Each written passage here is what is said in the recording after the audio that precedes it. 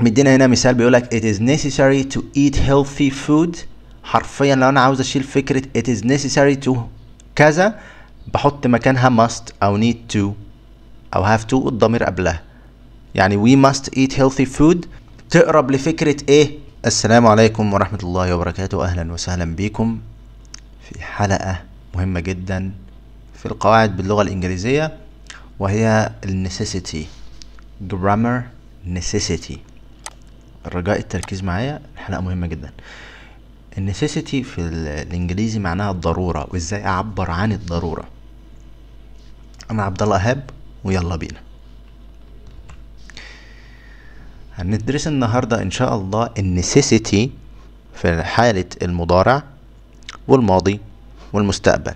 present اللي هو الحاضر اللي احنا عايشينه، past اللي هو الماضي اللي احنا عشناه، بس احنا هنركز النهاردة على present. يعني تركيزنا كله هيبقى على present، على الحاضر. بعد كده ان شاء الله هنبقى نغطي ممكن في الحلقة اللي بعدها ان شاء الله على طول نغطي الماضي، وبعد كده نغطي المستقبل. هي بسيطة جدا، لو عرفت الحاضر هتعرف الماضي هتعرف المستقبل. how does it work؟ ازاي بيشتغل؟ عندنا المضارع وده اللي احنا عاوزين نركز عليه بس دلوقتي. ده شكله في الماضي وده شكله في المستقبل. النسيسيتي او الضرورة في المضارع بتبقى عندنا بنستخدم يا must يا has to او have to او has got to او have got to، need to و needs to. تمام، دي الادوات اللي بنستخدمها علشان نتكلم عن الضرورة في المضارع في الحاضر اللي احنا عايشينه. حلو كده، الموضوع بسيط جدا. must بنستخدمها مع كل الضمائر وهنشوف الحاجات دي قدام. بينتقلوا في الماضي الى had to، يعني must بتبقى had to في الماضي، has و have to بتبقى had to في الماضي، has got to و have got to ملهاش من نفسها ماضي وانما بنستخدم مكانهم دول. had to هي على فكرة، و needed to ماضي من need to و needs to. ومعانا المستقبل وبيجي من had to بنجيب المستقبل بنحط will وبعدها had بتتحط في المضارع عادي تاني اللي هي have في مصدرها، فيبقى عندنا will have to. والمستقبل من must هو will have to، المستقبل من has to have to will have to برضو، المستقبل من has got to have got to هو will have to. المستقبل من needs to و need to هو will need to. اتمنى ان يكون الموضوع يعني ايه سهل وبسيط وما فيهوش اي حاجه صعبه. حتى لو الموضوع مش واضح ايه الكلام اللي انا بقوله ده هيوضح معانا دلوقتي. نركز في النسيسيتي على المضارع. عندنا بنجيب المبتدأ او بمعنى اصح الفاعل اللي هو بيعمل كل حاجة عندنا، والفعل بتاع الضرورة او كلمة الضرورة سميها زي ما تسميها، وبعد كده الفعل الاساسي نفسه فين؟ في المصدر. كذلك مع هي وشي وات او الاسم المفرد بنجيب دول وبعد كده الفعل في المصدر. طيب نفهم شوية. I have to أو I must we have to we must we have got to، يعني I وأي واحدة من دول. إنما ما ينفعش أقول I has to ولا I has got to. تمام، دول معمولين للمفرد بس، دول معمولين للمفرد بس، دول معمولين للجمع، اسم جمع حتى. يعني مثلا the family have to، لو انا بتكلم عن العيلة كمجموعة من الناس فبقول have to. وممكن استخدم برضو the family كاسم مفرد كوحدة في حد ذاتها، وبالتالي اعملها معاملة المفرد واقول العيلة بتعمل كذا وكذا وكذا. يعني انا اقدر اقول بالعربي العيلة مثلا مضطرين يجوا والعيلة مضطرة تيجي. في الاولى انا استخدمت او اتكلمت عن العيلة بمنطلق الجمع ان هم افراد متعددين، وفي التانية انا اتكلمت عن العيلة بمنطلق الوحدة وان هم كلهم بيمثلوا حاجة واحدة وهي العيلة. تمام كده؟ طيب فهقول I must I have to, I have got to, I need to. يبقى في هنا غلط كتابي، هي هنا n. تمام، هي هنا ايه؟ n. I need to زي هنا كده n زي ده كده. we have to, we have got to, you have to, you have got to والكلام الحلو ده كله. اما مع he و she و it هنقول she has to او he has to او it has to او احمد has to او has got to. المهم ان انا اجيب معاهم اي واحدة من دول وهتكمل الدنيا معانا. نشوف الامثلة مع بعض عشان الموضوع يوضح اكتر. عندنا هنا المثال اللي بيقول لنا مثلا I، هو استخدم الضمير I بدل ما يستخدم مثلا we. طيب I must او I have to او I have got to او I need to go on a diet to be fit. go هنا هو الفعل اللي جاي لنا في المصدر، infinitive دي معناها المصدر، فجبنا need to او جبنا have to، بنستخدم اي واحدة منهم. على فكرة هو بس جايب لك المثال، جايب لك فيه كله، يقول لك I must او I have to او I have got to، يعني هو بيقول لك ممكن تستخدم اي واحدة منهم. تمام. وبعد كده جبنا بعدهم المصدر. فالجملة دي معناها ايه؟ I must او I have to او I have got to، الكلام ده كله معناه انا مضطر، انا وبعد كده مضطر. طب لو we معناها احنا مضطرين، we must، we have to، we have got to. الدنيا واضحة وسهلة على فكرة، بس محتاجة تعود. لو ما فهمتش ابدأ الفيديو من الاول تاني وخدها واحدة واحدة وخد ملاحظات واحدة واحدة، هتفهم الدنيا كلها. الموضوع على فكرة بسيط جدا وسهل جدا. طيب وهنا بيقول انا مضطر اعمل دايت. اعمل دايت بنقولها سهلة بالعربي، بالانجليزي لازم يقول go on a diet، اللي هي يعمل دايت او اعمل دايت. ف I must go on a diet، انا مضطر اعمل دايت. I have to go on a diet، انا مضطر اعمل دايت.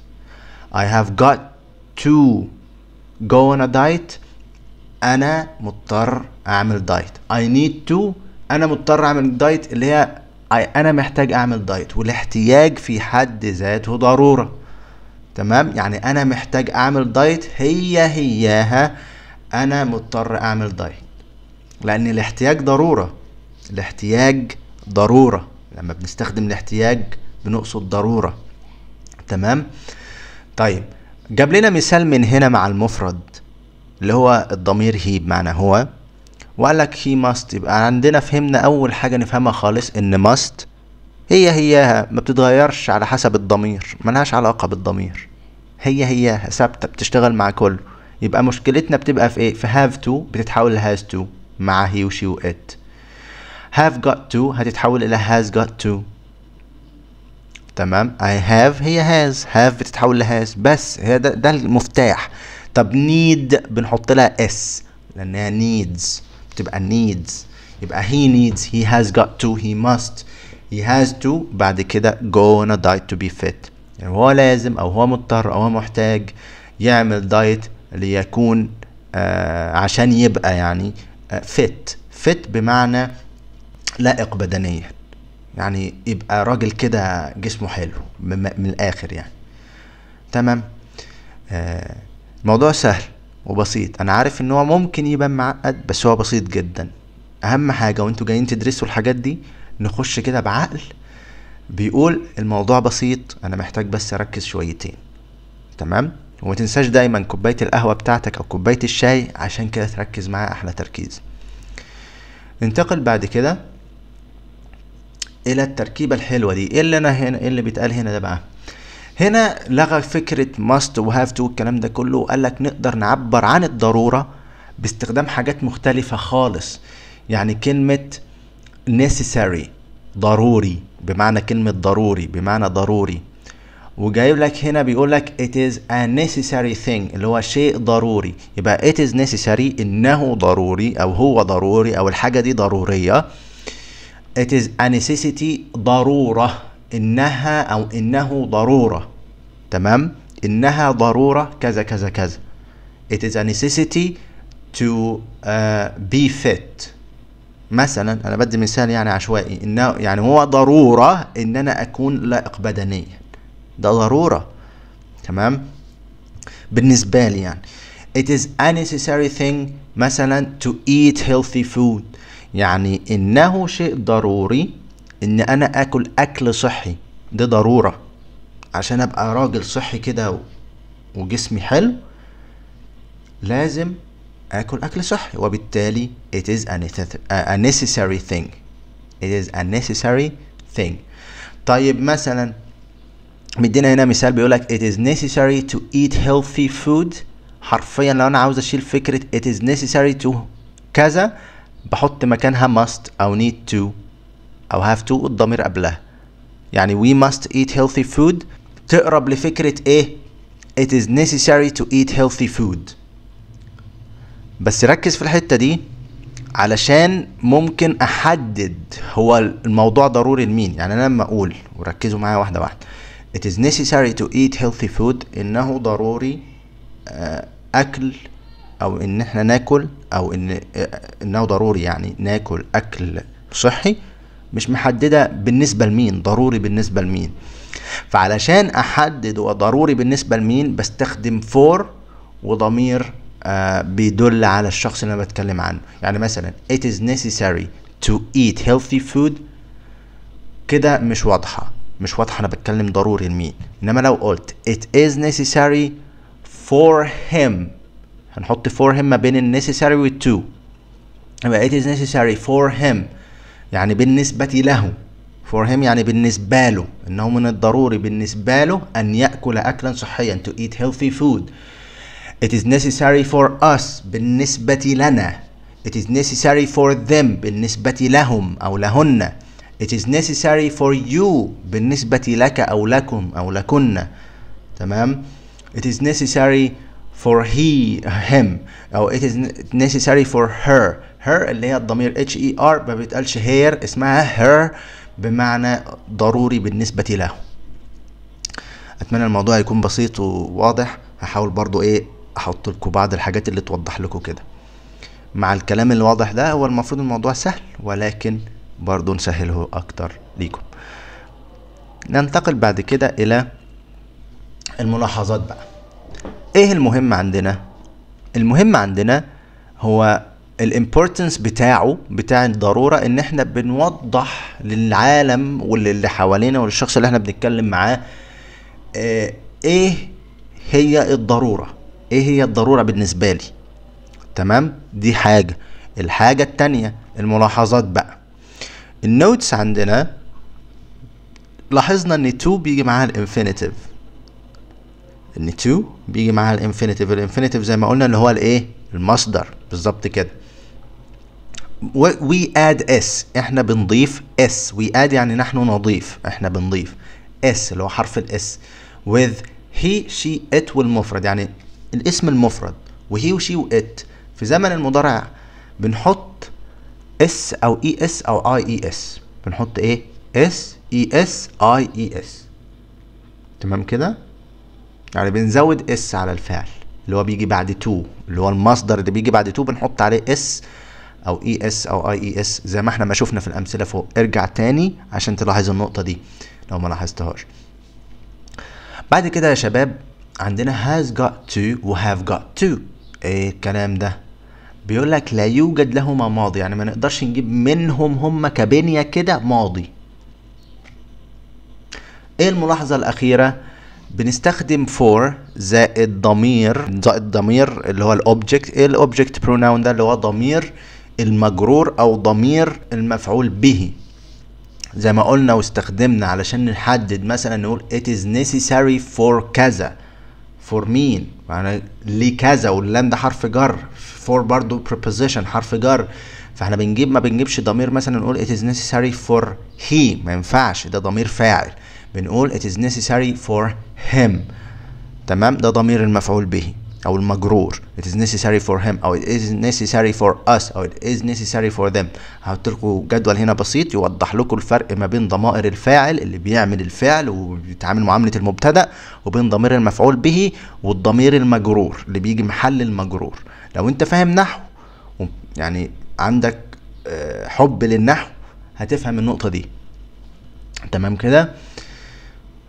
لو لأ يبقى هتفهمها من ان انت لازم تعرف ان السبجكت اللي هو الفاعل ليه ضمايره، والمفعول به اللي هو بيتعمل فيه الفعل وبيتضرب وبيستقبل يعني الفعل من الفاعل، من اللي بيعمل الفعل ده بنسميه مفعول به.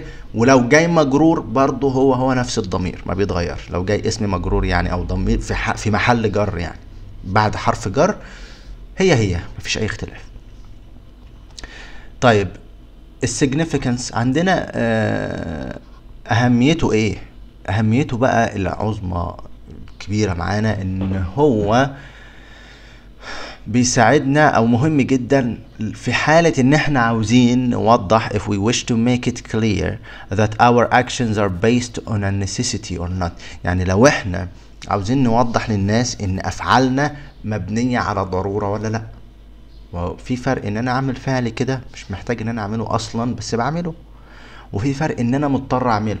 يعني واحد جعان ميت من الجوع صايم او بقاله كام يوم مش لاقي اكل وفجأة اتحط قدامه اكل بس مش بتاعه وكله، فده مضطر انه ياكله، ده ضرورة. وواحد تاني شاف اكل قدامه وكله برضه مع انه شبعان ولسه واكل الكلام ده كله. الاول بالنسبة له ضرورة، التاني مش بالنسبة له ضرورة. تمام؟ ليه الضرورة؟ نابعة من ان هو لازم مضطر ياكل هيموت. التاني لا، ده بقى عنده كرش من كتر ما كل فمش محتاج. ده الفرق ما بين الضرورة وغير الضرورة اصلا، ودي الطريقة اللي احنا نعبر بيها عن الضرورة اصلا. طبعا ان شاء الله هحاول اوضحها لكم بالنظام العملي. انا الحال دلوقتي بشرح لكم امثلة ويا دوبك بس القواعد، انما الاحلى والفهم بيجي من ايه؟ من الامثلة بقى، وان احنا نشوف الموضوع عملي. You know, yesterday I was told that I have to visit Cairo. I have no clue why, but I was told that I have to. اللي انا بقوله ده معنى ايه؟ ان امبارح اتقال لي ان انا مضطر اروح القاهرة. انا مش عارف ليه بس هو اتقال لي كمثال، يعني كمثال للموضوع العملي. اتمنى ان تكون الحلقة ما طولتش عليكم، واتمنى ان انا اكون افدتكم. ولو اي ملحوظة او اي شيء لو عندكم اسئلة برضو وتحياتي ليكم. ما ننساش طبعا معانا هنا حاجة بسيطة خالص. ايه هي خطواتك اللي جاية؟ هتذاكر ازاي؟ اتفرج على الفيديو تاني، قضي وقت عشان تفهم. watch the video again, spend time to understand, practice enough. يعني مارس بكفاية، مارس بشكل كفاية. حاول تعمل جمل بسيطة باستخدام القاعدة اللي احنا لسه متعلمينها. يعني مثلا نقول I have to sleep early، انا مضطر انام بدري. جملة بسيطة اهي مارست فيها القاعدة. they have to sleep early، هم مضطرين يناموا بدري. برضو جملة بسيطة بتخلينا نعرف نمارس. حاول تكون جمل بنفسك، ده هيساعدك تخش امتحان بتعرف تحل. لو انت داخل امتحان على فكرة ده من منهج او من القواعد اللي موجودة، اقصد في منهج الثانوي تانية ثانوي الترم الاول، ومش معناه ان هي مش موجودة بعد كده او قبل كده. ده انجليزي، ده لغة فمستخدمة. انت ممكن تضطر في اي موقف تتكلم عن الضرورة زي ما انا ما قلت كده، ممكن تضطر، الاضطرار موجود معانا اهو. يبقى مارس بشكل كفاية، وبعد كده adjust your sentences as needed. عدل الجمل بتاعتك زي ما تحب او زي ما هو مطلوب على حسب الموقف وعلى حسب الزمن وهكذا. وبس كده.